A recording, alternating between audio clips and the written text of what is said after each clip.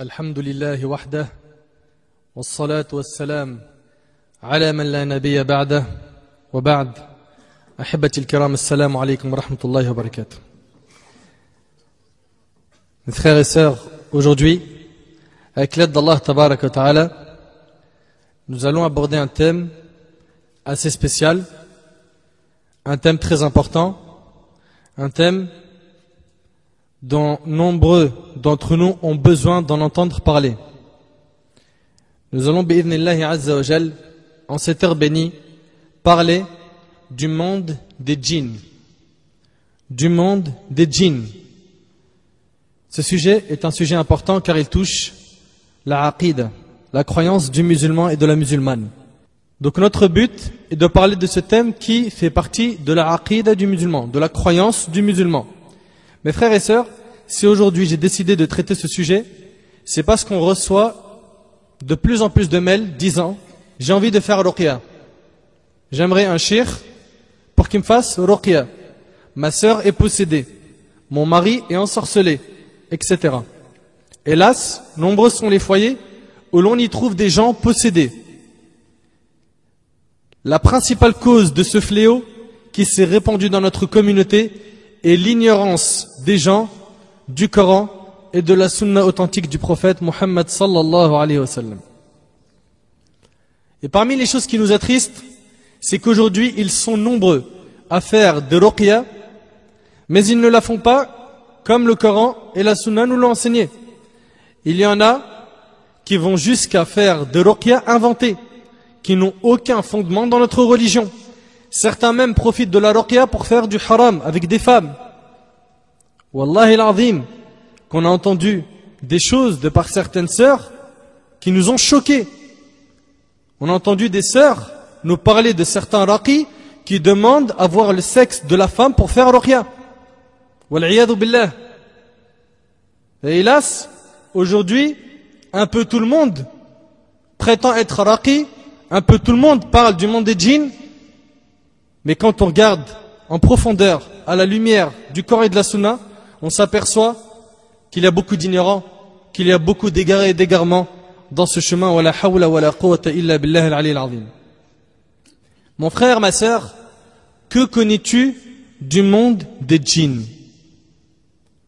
Que connais-tu du monde des djinns? Les djinns sont des créatures qu'Allah Tabaraka wa Ta'ala a créées, qui constituent un monde à part, en dehors de celui des humains et des anges. Ils font partie du monde invisible, et il nous incombe de croire en ce monde. Lorsqu'Allah Tabaraka wa Ta'ala a décrit les croyants dans Surat al-Baqarah, il a commencé par dire « Alladhina yu'minuna bil-ghayb » ceux qui croient à l'invisible. Les anges font partie du monde de l'invisible. Les djinns font partie du monde de l'invisible. Le trône d'Allah Tabaraka wa Ta'ala fait partie du monde de l'invisible. Le paradis, l'enfer, Al-Lawh al-Mahfouz, la table gardée, tout cela fait partie du monde de l'invisible et en tant que musulmans, on y croit. Les djinns sont donc des créatures qu'Allah Tabaraka wa Ta'ala a créées. Le Coran a parlé d'eux. D'ailleurs, nous avons même une sourate qui s'appelle Surat al-Jinn, la sourate des djinns. Taïb. Maintenant, j'ai plusieurs questions à vous poser. Et cette conférence, bi'idhnillah, sera sous forme de questions-réponses. Sous forme de questions-réponses. La première question. Pourquoi le djinn a été appelé djinn? Pourquoi est-ce qu'on l'appelle djinn? La réponse, le mot djinn signifie dans la langue arabe tout ce qui est caché. Le mot djinn dans la langue arabe signifie tout ce qui est caché. Donc on les appelle djinn car c'est un monde caché. Il ne nous est pas possible de voir le djinn sous sa vraie forme. Attention, méditez bien, sous sa vraie forme. Par contre, pour info, il est possible de le voir s'il prend une autre forme que la sienne. Et ça, Inch'Allah, on détaillera ça. Dans le Coran, il est dit à propos du diable, dans Surat al-A'raf, Surat 7, verset 27, « Innahu yarakum huwa wa qabiluhu min haythu la tarawnahum » Il vous voit, lui et ses suppôts. Allah subhanahu wa ta'ala parle du diable. Il vous voit, lui et ses suppôts. D'où vous ne les voyez pas. D'où vous ne les voyez pas. Donc on n'est pas capable de voir le djinn sous sa vraie forme. Donc on les appelle djinn à cause de leur faculté de se dissimuler, de se cacher des yeux de l'œil nu. C'est pourquoi aussi on appelle le fœtus janinan, car il est caché à la vue ordinaire. Ça c'est donc la première question. Pourquoi est-ce qu'on les appelle djinn? Parce qu'ils sont cachés. Clair? Deuxième question, de quoi ont été créés les djinns? Qui le sait? Il lève la main. Oui? Du feu. Du feu. Du feu sans fumée. Barakallahu fik. Les djinns ont été créés à partir du feu. Dans Surat Ar-Rahman, Surat 55, verset 15, Allah tabaraka wa ta'ala dit wa khalaqal janna min marijin min nar. Et il a créé les djinns de la flamme d'un feu sans fumée. Et il a créé les djinns de la flamme d'un feu sans fumée. Et dans la sunna, Aïcha radiallahu anha, l'épouse du prophète alayhi salatu wassalam, a dit que le prophète alayhi salatu wassalam a dit les anges ont été créés à partir de quoi? De la lumière. Les djinns à partir d'un feu sans fumée et Adam à partir de ce qui vous a été décrit rapporté par Muslim. Donc dans ce hadith, on voit que les anges ont été créés à partir de la lumière. Les djinns à partir d'un feu sans fumée et Adam de ce qu'il vous a été décrit. Comme on le sait, il a été créé de terre. Troisième question. Iblis, le chef des djinns, à la base, était-il un ange? Est-ce que c'était un ange? Il était avec les anges. Est-ce que c'était un ange? Je veux que ça vienne un peu, je veux pas une conférence molle. Qui dit que c'était un ange? Lève la main. Une personne? Deux? Non? Une seule personne. Taïb. La réponse, non, il a toujours été un diable. Bah alors comment comprendre la parole d'Allah où Allah subhanahu wa ta'ala dit وَإِذْ قُلْنَا لِلْمَلَائِكَةِ اسْجُدُوا لِآدَمَ فَسَجَدُوا إِلَّا إِبْلِيسَ إِلَّا إِبْلِيسَ. Et avant وَإِذْ قُلْنَا لِلْمَلَائِكَةِ اسْجُدُوا لِآدَمَ فَسَجَدُوا إِلَّا إِبْلِيسَ أَبَى وَاسْتَكْبَرَ وَكَانَ مِنَ الْكَافِرِينَ. Et lorsque nous demandâmes aux anges de se prosterner devant Adam, ils se prosternèrent à l'exception d'Iblis qui refusa. Et Allah dit qu'Iblis a fait partie de l'exception. Il ne s'est pas prosterné. Mais avant ça, il a dit et lorsque nous demandâmes aux anges de se prosterner. Donc, est-ce qu'il faisait partie des anges ou pas? Il se prosterna à l'exception d'Iblis qui refusa, s'enfla d'orgueil et fut parmi les infidèles. Surat Al-Baqarah, Surat 2, verset 34. Pour ceux qui disent qu'Allah tabaraka wa ta'ala a fait exception à Iblis parmi les anges, et que donc ça serait un ange, n'est pas en réalité une preuve tangible. Car l'exception peut faire référence à une autre origine. Et c'est ce qui est vrai d'ailleurs, car l'autre moitié du verset le prouve dans Surat Al-Kahf, Surat 18, verset 50. Allah tabaraka wa ta'ala dit وَإِذْ قُلْنَا لِلْمَلَائِكَةِ اسْجُدُوا لِآدَمَ فَسَجَدُوا إِلَّا إِبْلِيسَ كَانَ مِنَ الْجِنِّ. Ah, là c'est clair. كَانَ مِنَ الْجِنِّ فَفَسَقَ عَنْ أَمْرِ رَبِّهِ. Et lorsque nous dîmes aux anges, prosternez-vous devant Adam, ils se prosternèrent excepté Iblis. Qu'est-ce qu'Allah il dit? Excepté Iblis qui était du nombre des djinns. Donc dans Surat Al-Kahf, c'est clair. C'est très clair. Excepté Iblis qui était du nombre des djinns et qui se révolta contre le commandement de son Seigneur. Ça c'est la première preuve. Deuxième preuve, les anges ne désobéissent jamais à leur Seigneur. N'est-ce pas? Allah tabaraka wa ta'ala n'a-t-il pas dit dans Surat Al-Tahrim Ya ayyuhalladhina amanu qu anfusakum wa ahlikum nara wa quduha an-nas wal hijara 'alayha malaa'ikatun ghilad shidad la ya'suna Allah ma amarahum wa yaf'aluna ma yu'marun. Ô vous qui avez cru, préservez vos personnes et vos familles d'un feu dont le combustible sera les gens et les pierres, surveillés par des anges. Écoute bien leur description. Rudes, durs, ne désobéissant jamais à Allah en ce qu'il leur commande et faisant strictement ce qu'on leur ordonne. Donc ici le verset il est clair, Allah nous dit que les anges ne désobéissent jamais à Allah. Donc Iblis n'est pas un ange car il a désobéi à Allah alors que les anges ne désobéissent jamais à Allah. De plus, lorsqu'Iblis a désobéi à Allah, Allah lui a dit, et cela est dans sourate Al-A'raf, sourate 7, verset 12, قال ما منعك ألا تسجد إذ أمرتك قال أنا خير منه خلقتني من نار وخلقته من طين. Allah dit, qu'est-ce qui t'empêche de te prosterner quand je te l'ai commandé? Iblis répondit, je suis meilleur que lui. Tu m'as créé de feu alors que tu l'as créé d'argile. S'il aurait été un ange, il aurait dit, tu m'as créé de lumière, barakallahu fikum, de lumière. Mais il a bel et bien dit, tu m'as créé de feu. Donc Iblis a toujours été un djinn. Clair? Quatrième question.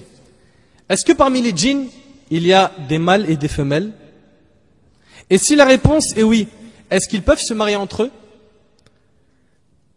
Alors pour commencer, nous disons qu'effectivement, il y a des mâles et des femelles parmi les djinns. La preuve. Dans Sahih al-Bukhari et Sahih al-Imam Muslim, Anas radiyallahu ta'ala anhu a dit, quand le prophète alayhi salatu wasalam entrait dans un lieu de retrait, qu'est-ce qu'il disait le Nabi alayhi salatu wasalam quand il allait faire ses besoins? Bismillah, Allahumma inni a'udhu bika minal khubthi wal khabaith. Barakallahu fikum. Oh Allah, je te demande de me protéger contre al-khubuth et al-khabaith. Al-khubuth, c'est les démons mâles. Et al-khabaith, c'est les démons femelles. Donc ça, c'est une preuve d'un hadith authentique rapporté par Bukhari et Muslim qui nous prouve qu'il y a parmi les djinns des mâles et des femelles. Clair? Et en ce qui concerne leur capacité de se marier, nous disons oui, les djinns peuvent se marier. C'est du moins ce qu'ont tiré comme conclusion certains savants en se basant sur le verset suivant relatif au mariage des gens du paradis. La preuve est dans sourate Ar-Rahman, sourate 55, verset 56. Allah tabaraka wa ta'ala dit فيهن قاصرات الطرف لم يطمثهن إنس قبلهم ولا جان. Ils y trouveront au paradis des houris au regard chaste qu'avant eux aucun homme ou djinn n'aura défloré. N'aura défloré. La défloration signifie donc introduction avec écoulement de sang. Pourquoi écoulement de sang? Car la femme au paradis sera tout le temps vierge. Tout le temps. Après chaque rapport, elle redevient vierge, même après 100 000 rapports. Clair? Donc on récapitule. Il y a parmi les djinns des mâles et des femelles. Ils se marient et sachez même qu'ils peuvent avoir des enfants.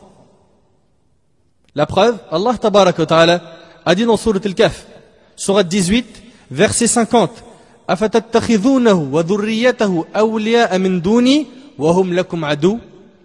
Allez-vous malgré tout le prendre, lui et ses descendants, pour des alliés en dehors de moi, alors qu'ils vous sont ennemis? Allah donc parle de la descendance d'Iblis. Donc cela prouve qu'ils ont des enfants. Clair? Cinquième question. Est-ce que les djinns mangent et boivent? Oui? Non? Qui pour non? Une personne? Taïb. Qui pour oui? Tout le monde? Masha'Allah. La réponse, oui, les djinns mangent et boivent. Mais ils mangent quoi exactement? Ils mangent ce que l'on mange. Ils mangent ce que l'on mange. Par exemple, nous, on est de Paris. Si j'habiterais aux Champs-Élysées, ils mangeraient ce qu'on mange aux Champs-Élysées. Tu connais le caviar, la bonne nourriture. Si j'habiterais dans un autre quartier, modeste, et que la nourriture était modeste, c'est pareil. Ils mangent de la nourriture modeste. L'épreuve. L'imam al-Bukhari, rahimahullah, a rapporté dans son sahih qu'Abu Huraira radiallahu anhu avait l'habitude d'apporter au prophète alayhi salatu wassalam un récipient en cuir pour qu'il se nettoie et fasse ses ablutions. Quand le prophète alayhi salatu wassalam il allait faire ses ablutions, Abu Huraira il le suivait avec quoi? Un récipient où il y avait de l'eau pour qu'il puisse se nettoyer. Un jour, pendant qu'il le suivait, le prophète alayhi salatu wassalam demanda qui est-ce? Abu Huraira dit je suis Abu Huraira. Le prophète alayhi salatu wassalam lui a dit apporte-moi des cailloux pour m'en servir, pour me nettoyer. Et ne m'apporte ni os, ni crottin. À l'époque, il n'y avait pas tout le temps de l'eau.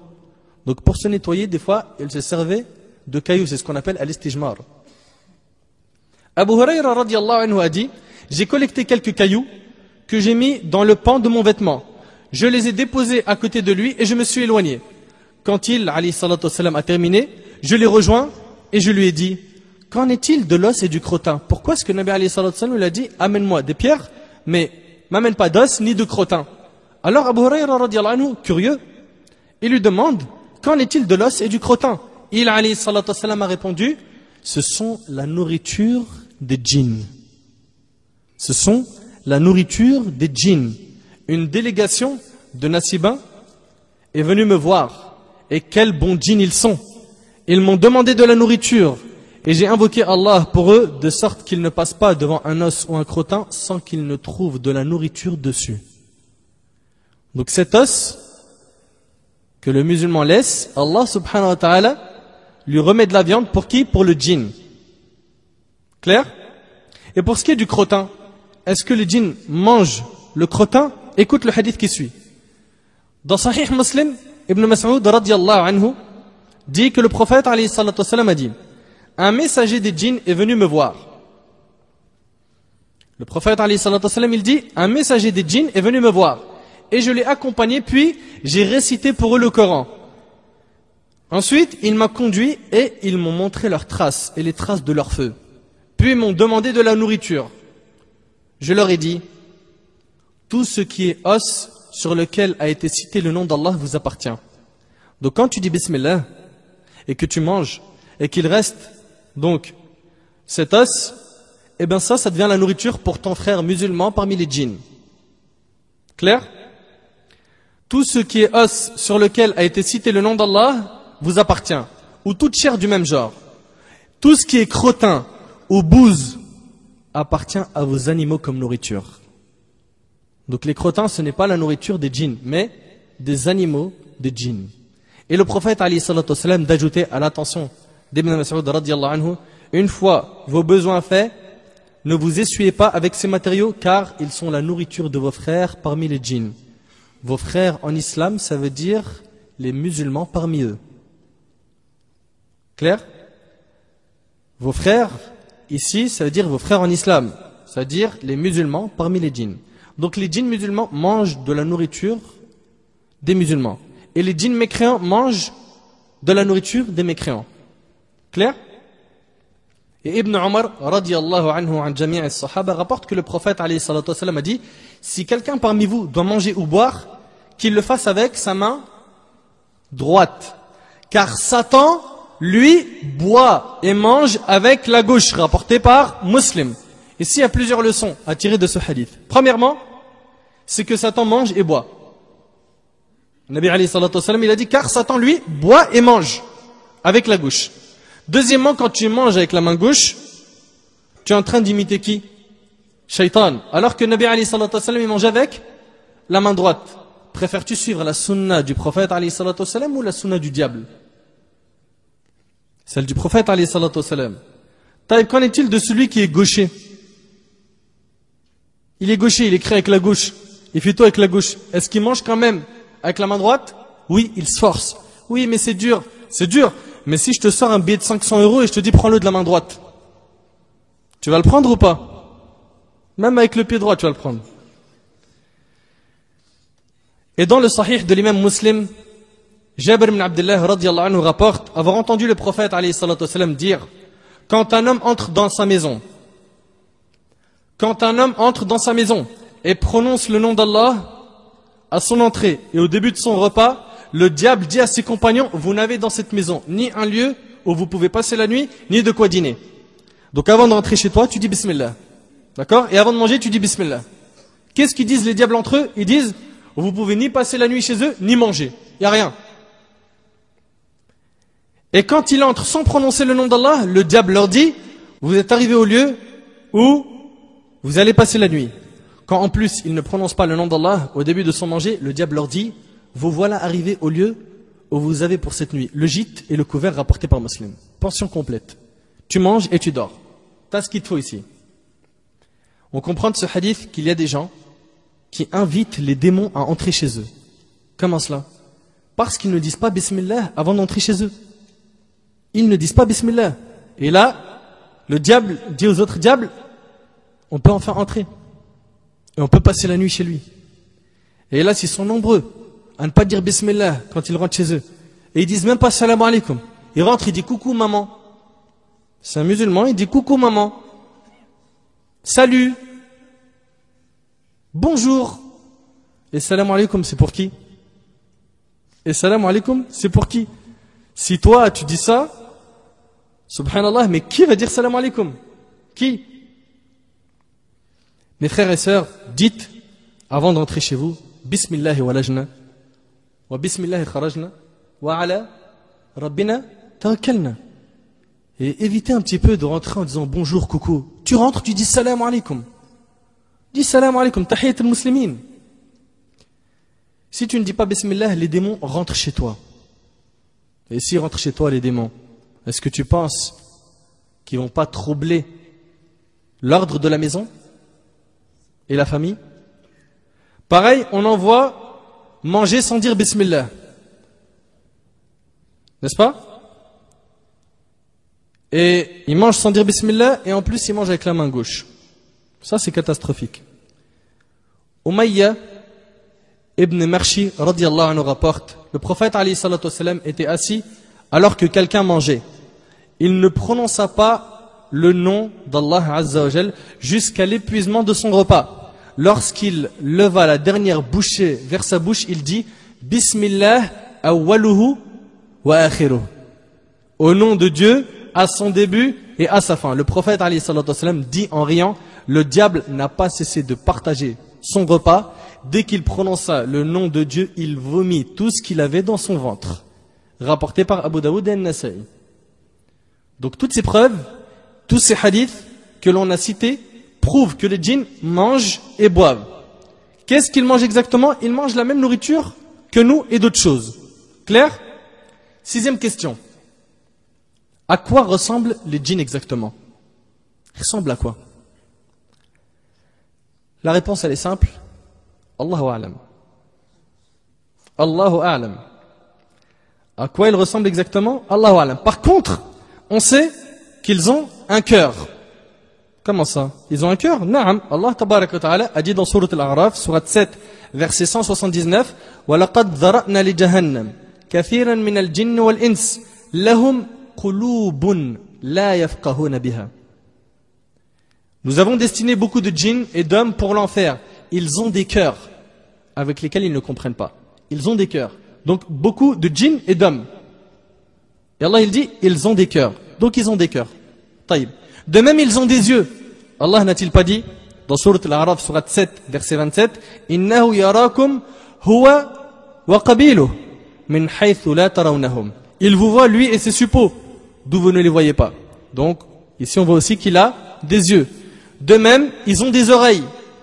Allah tabaraka wa ta'ala a dit dans Sourate Al-Jinn, Sourate 72, le premier verset, قُلْ أُوحِيَ إِلَيَّ أَنَّهُ اسْتَمَعَ نَفَرٌ مِنَ الْجِنِّ فَقَالُوا إِنَّا سَمِعْنَا قُرْآنًا عَجَبًا.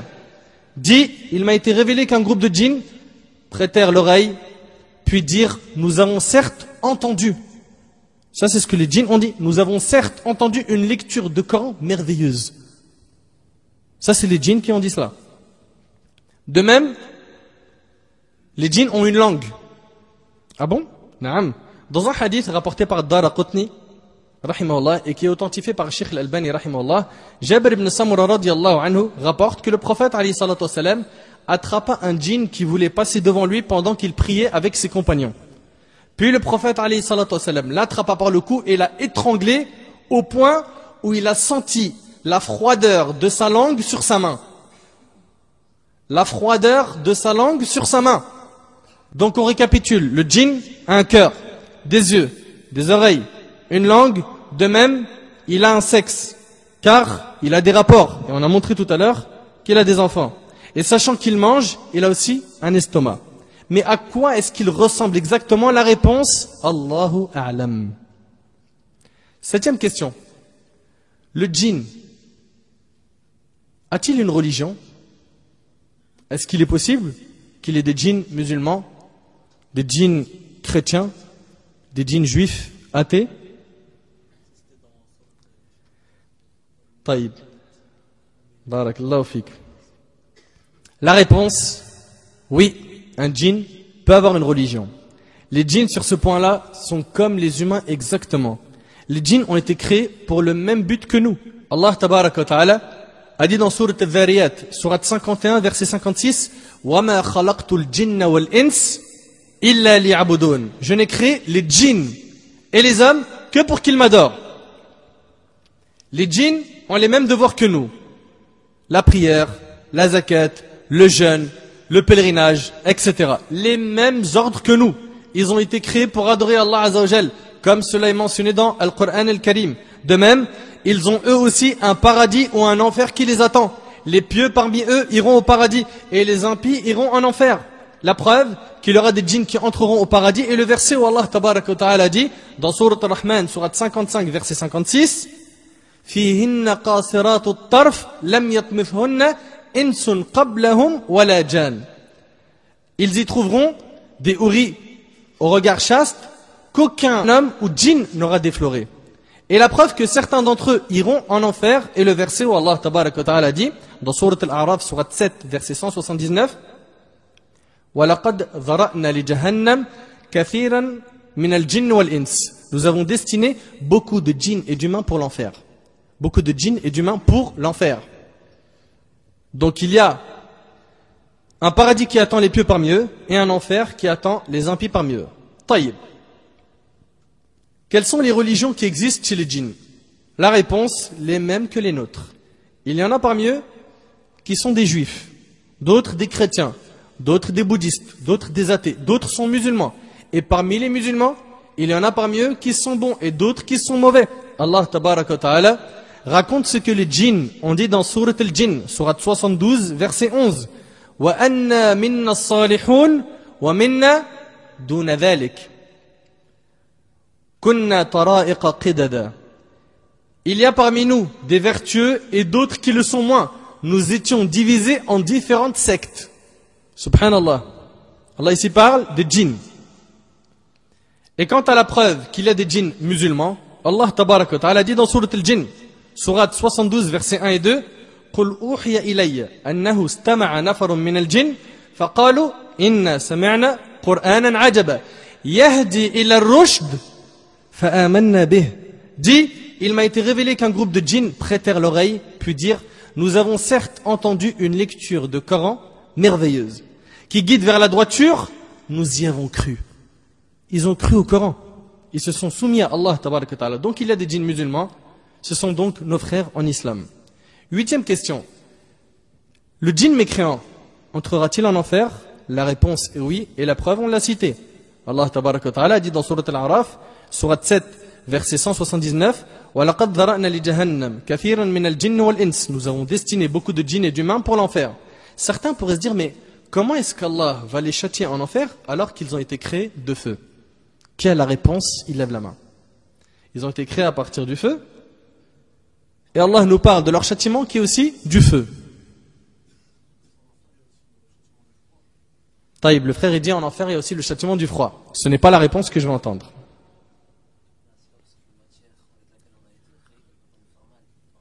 Jazakallah khair.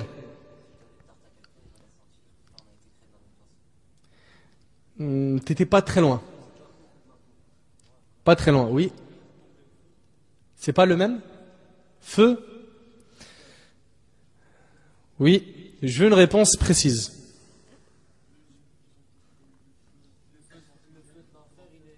Alors ils ont été créés de feu sans fumée, l'enfer, il y a la fumée. C'est pas la réponse que je veux entendre.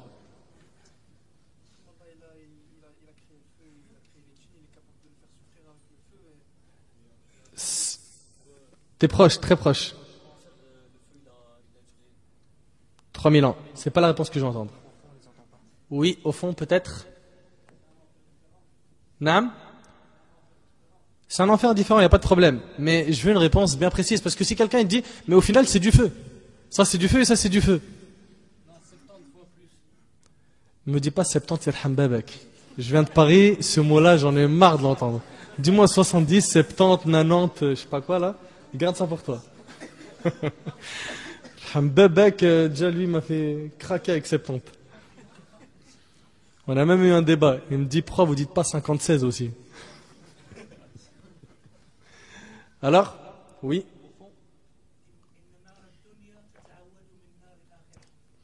Barakallahu fik. C'est pas la réponse que je veux entendre. Au fond, D'accord, on est d'accord sur ça, mais c'est pas la réponse que je vais entendre. Oui.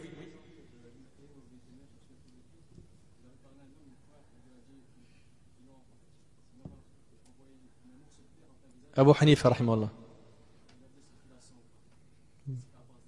Barakallahu fik, c'est exactement ce que je voulais entendre. Taïb. On va reprendre ça, on va structurer un petit peu. Alors, certains disent, comment est-ce que le djinn qui a été créé à partir du feu sera châtié dans du feu? Comment? C'est comme si une image, je dis cette eau sera châtiée par de l'eau. Au final, c'est de l'eau. Clair? La réponse, elle est très simple. L'origine de la création est certes du feu. Mais une fois créés, ils ne sont plus de cette matière. Tout comme l'être humain qui a été créé à partir de l'argile, et qui, une fois qu'il existe, est différent de l'argile. Malgré tout, si on frappe quelqu'un avec un bout d'argile, cela lui fera mal. Tout comme si on enterre une personne dans de l'argile, il étouffera et mourra. Alors les djinns aussi peuvent souffrir par le feu. C'est simple. C'est-à-dire qu'aujourd'hui, nous, on a été créés de quoi? D'argile. Taïb, prends un petit peu de terre et jette-le sur quelqu'un. Ça va lui faire mal ou non? Pourtant, il a été créé d'argile. Khlas, pareil, pour le feu, il a été créé de feu, et l'enfer, du jour du jugement, lui fera mal. Tout comme, sur terre, la terre même fait mal à ceux qui ont été créés de terre. Clair? Et Abu al-Wafa, rahimahullah, a dit, Allah Azza wa Jal a fait du feu l'origine des djinns, de la terre, de l'argile, celle de l'homme. En réalité, celui-ci est d'origine argileuse, mais il n'est pas argile. Il l'était. C'est aussi valable pour les djinns par rapport au feu. Clair? Donc le djinn peut être châtié dans le feu de l'enfer. 9e question. Y a-t-il eu des prophètes et des messagers parmi les djinns? Est-ce qu'il y a eu des prophètes djinns? Est-ce qu'il y a eu des messagers djinns? Comment?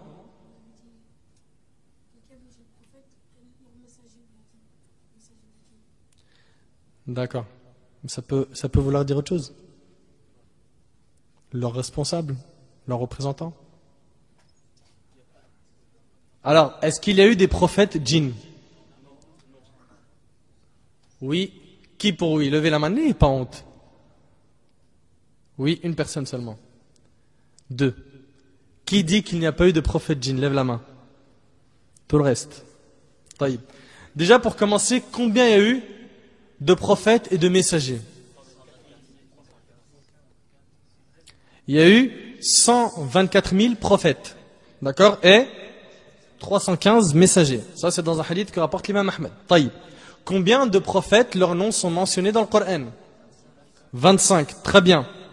Certains, nous connaissons leurs histoires de ces prophètes-là, et d'autres, on ne les connaît pas. Allah tabaraka wa ta'ala a dit dans Surat An-Nisa, Surat 4, verset 164, وَرُسُلًا قَدْ قَصَصْنَاهُمْ عَلَيْكَ مِنْ قَبْلِ وَرُسُلًا لَمْ نَقْصُصْهُمْ عَلَيْكَ.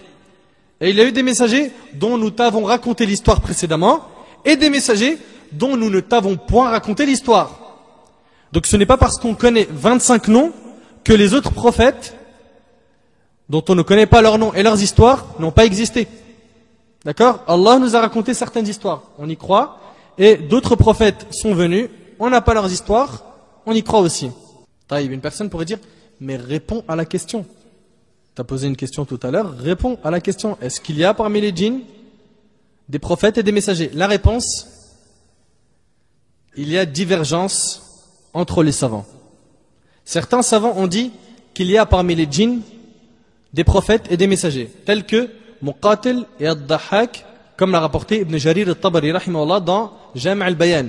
Et c'est aussi l'opinion de l'imam Ibn Hazm rahimahullah. Leur preuve est le verset où Allah subhanahu wa ta'ala a dit dans Surat Al-An'am, Surat 6, verset 130, Ya ma'ashara al-jinni wal-ins, alam ya'tikum rusulun minkum, ô communauté des djinns et des humains, ne vous est-il pas venu des messagers choisis parmi vous? Et Allah il a dit aux communautés des djinns et des humains. Ne vous est-il pas venu des messagers choisis parmi vous? Donc ça c'est le premier avis. D'accord? Qui dit que oui effectivement, les djinns ont eu des prophètes et des messagers. Tamam, anbiya wa rusul.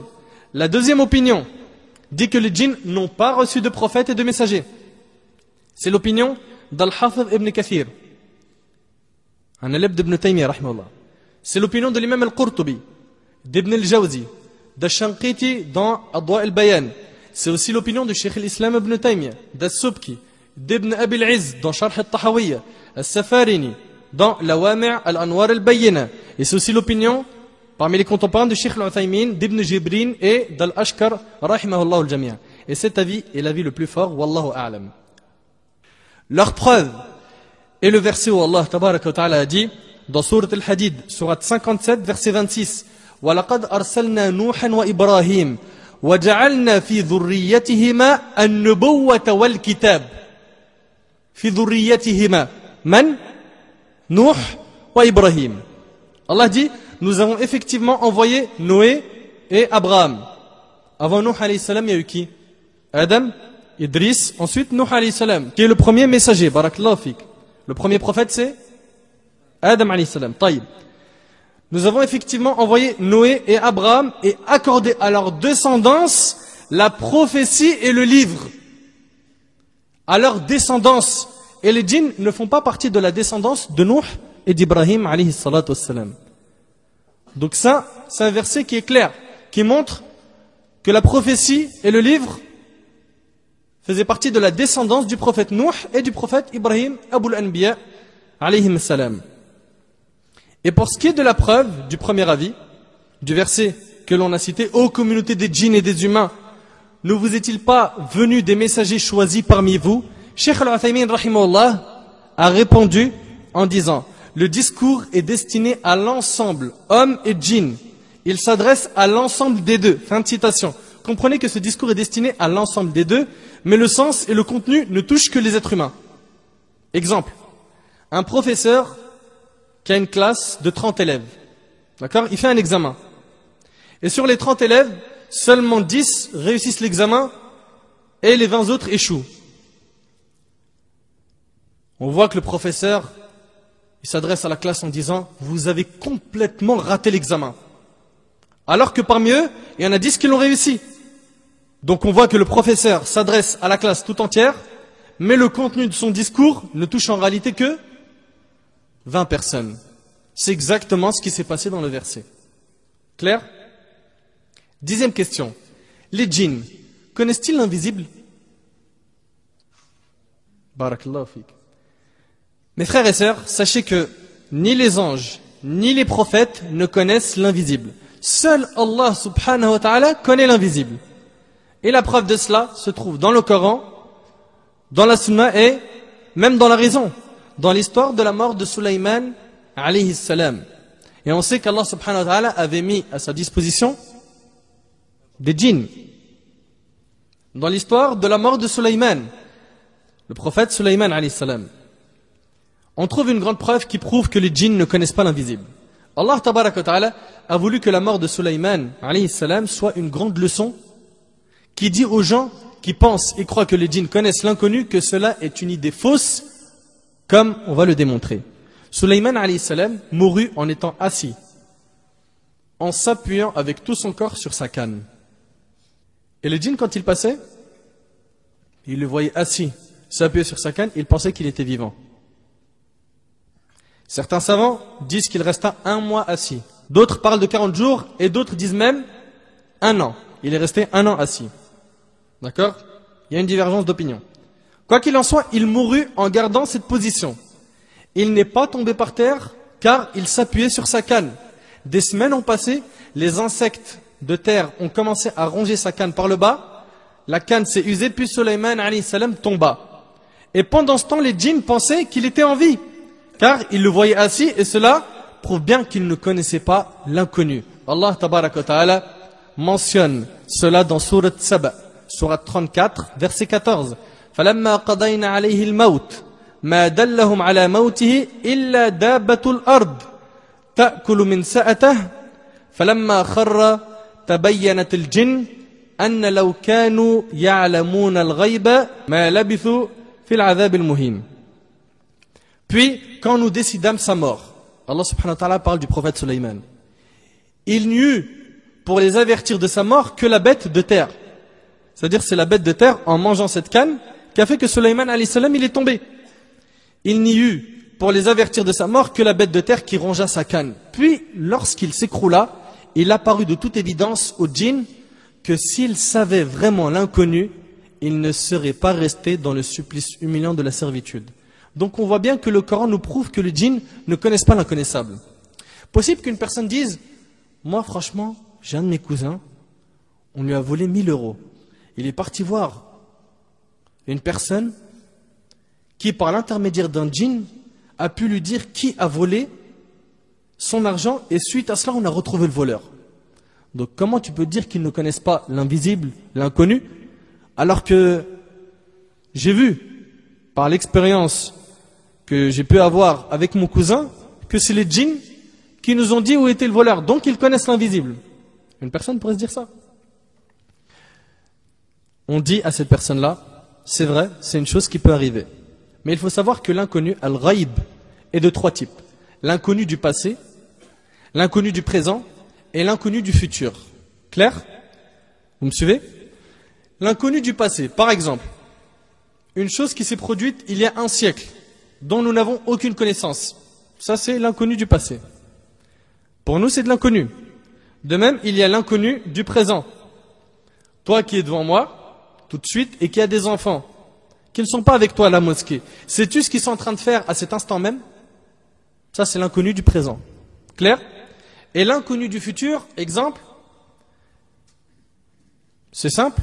Est-ce que tu sais ce qui va t'arriver dans une minute? Non. Très bien.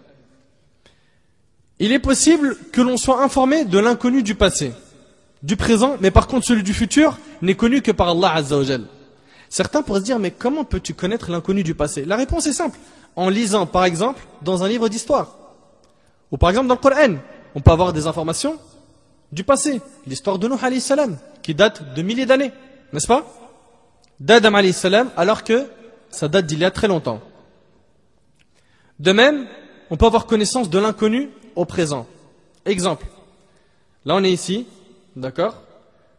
Supposons que j'ai ma femme dans la salle des femmes. Je peux, au moment présent, savoir ce qu'elle fait avec mon téléphone portable. Je l'appelle et je lui dis, voilà, qu'est-ce que tu es en train de faire? Et j'ai l'information de quelque chose qui est inconnu au moment présent. De même, par l'intermédiaire des caméras que l'on met, je peux avoir, avec mon ordinateur, les images de ce qui se passe au sous-sol, parce que mon ordinateur est lié à la caméra. Donc j'ai une information qui fait partie de ce qui est inconnu, ou de l'invisible, au moment présent. Par contre, l'inconnu de l'avenir, personne ne peut le connaître à part Allah Azza wa Jal. Personne ne peut connaître ce qui se passera dans une minute. Personne. Je reviens donc à l'histoire de cet homme qui a utilisé un djinn pour connaître le voleur. Sachez qu'un djinn ne travaille avec quelqu'un que s'il mécroit en Allah tabaraka wa ta'ala. Un djinn, en demandant à d'autres djinns des infos sur ce qu'il s'est passé dans tel endroit avec telle personne, peut avoir des informations. Mais par contre, ils ne connaîtront jamais le futur. Jamais. Les gens sont impressionnés lorsqu'ils voient un sorcier qui leur dit, toi, tu t'appelles Mohammed ibn Idris. Hier, tu t'es disputé avec ta femme. Ta mère est morte. N'est-ce pas? Mais cette même personne qui t'impressionne, demande-lui, et qu'est-ce qui va m'arriver demain? Parce que lui, il utilise des djinns pour avoir des informations. Et après, on va voir quel type d'informations peuvent avoir les djinns. Allah tabaraka wa ta'ala est le seul à connaître l'inconnu, à connaître le monde invisible. Allah tabaraka wa ta'ala dit dans Sourate An-Naml, Sourate 27, verset 65, قُلْ لَا يَعْلَمُ مَنْ فِي السَّمَاوَاتِ وَالْأَرْضِ الْغَيْبَ إِلَّا اللَّهِ. Dit, nul de ceux qui sont dans les cieux et sur la terre ne connaît l'inconnaissable à part Allah. Clair? Il reste encore beaucoup de questions. Parmi ces questions, quelles sont les capacités, les pouvoirs des djinns? Est-ce qu'ils sont plus forts que les humains? Est-ce que les humains leur font peur? Est-ce qu'on doit avoir peur d'eux? Est-ce que les djinns peuvent rentrer dans le corps humain? Est-ce qu'une personne peut être touchée par un djinn? Est-ce qu'une personne peut se débarrasser d'un djinn s'il est dans son corps? Comment se protéger des djinns? Toutes ces questions, bi'idhnillah, seront traitées dans une prochaine conférence. On s'arrête ici. Wa sallallahu subhanahu wa ta'ala أن ينفعني بما قلت وأن ينفعكم بما سمعتم. هذا ما أعلم والله عز وجل أعلى وأعلم. سبحانك اللهم وبحمدك أشهد أن لا إله إلا أنت أستغفرك وأتوب إليك. بارك الله فيكم والسلام عليكم ورحمة الله وبركاته.